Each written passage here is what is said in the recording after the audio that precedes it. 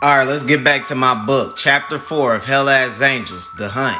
Every picture besides this one right here is just pictures I found off the internet just to give y'all an idea of what y'all looking at. Time is of the essence. I can't stress this enough. Every 10 minutes you lose another 10% of your city. I need to kill the rest of the demons that are running around. Nah, I'm staying here with Rogue. Look, if you don't let me take possession of your body, it's going to be the same situation as earlier. Low levels love the smell of young, untainted human souls. You're going to end up dead. Or even worse, you're going to have to watch as she dies in front of you. Do you want that to happen? Well, no. What do you want me to do, though? I'm all she has. She's just 6 years old and no one here to watch her. I can't just leave her here with anybody or by herself for too long. I have a technique called an eye for an eye. I can use this to look through the eyes of your dog to watch her. If I had more source energy, I could just simply make a barrier. You don't have to worry about her. Just go put her in a room and tell her that you'll be back in 10 minutes. I can sense about 49 hornless demons in the city, and 3 are close. The more energy I gain by absorbing their source, the quicker we can become back. Their source? What the fuck is that? Source is basically like ki or chakra. In those, I think you like to call them animes you were watching from before. How you know I watch anime? And now that I think about it, how did you know my name? Because once I took over your body, I found out your name, dumbass. I can look into your memories by resonating my mind with your soul. I am also inside your mental world, idiot. It's child's play. You humans aren't even that complicated on a creation scale. Yo, watch who the fuck you talking to. You lucky you ain't got your own body. I'll slap the shit out your ass.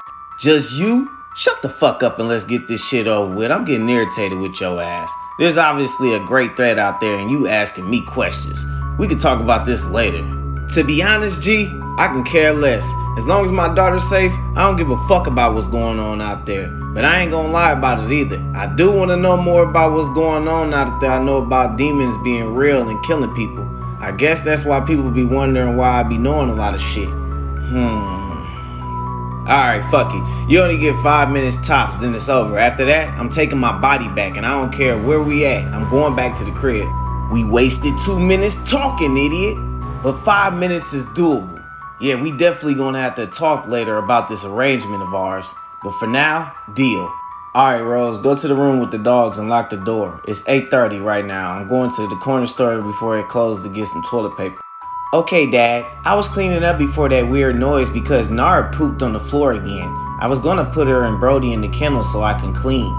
That's my big girl. Alright, go in the room, lead them out, and lock the door. I'll be back. I got my key. I'll let myself in, okay?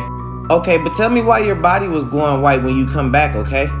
I promise. I'll tell you about it when I get home. Now, come on. James walks Rose back into her room. As they are walking, Zellum begins the transformation to take over again. James' body suddenly glows white. His eyes turn purple once more, places his hand on both dogs' heads.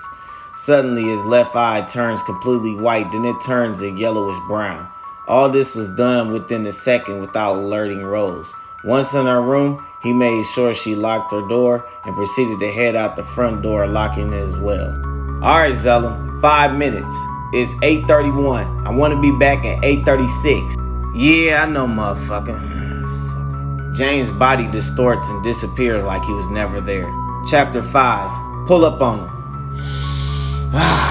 Finally back in control. Okay, there are 3 hornless demons close in the southwest direction. Currently, we are in the southeast. When I eliminate all 49 along with the 2 group leaders, I will be at least at 1% of my power with the new wing. I feel like I'm at about 0.2% now, which is not really enough for certain techniques. I need to make this quick. Zellum spreads out his wings behind his back. They begin illuminating a rich purple color, then suddenly, space begins to fold like a person folding a piece of paper. Zellum then slingshots itself forward inside a folding space as space returns to normal inside James' head. How are you making my body move this fast without me being in pain or anything? Shouldn't my arms be coming off or something? Well, that's because my wings are not affected by the laws of this physical plane, as well as my ability to fold space.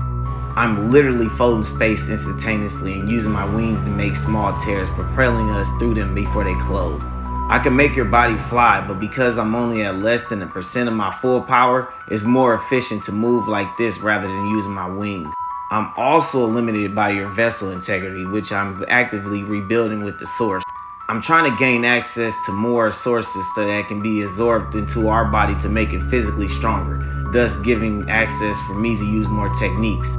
What about that clear hand thing you did to that demon? It's called spatial manipulation, or to put it in simpler terms, contorting space into shapes.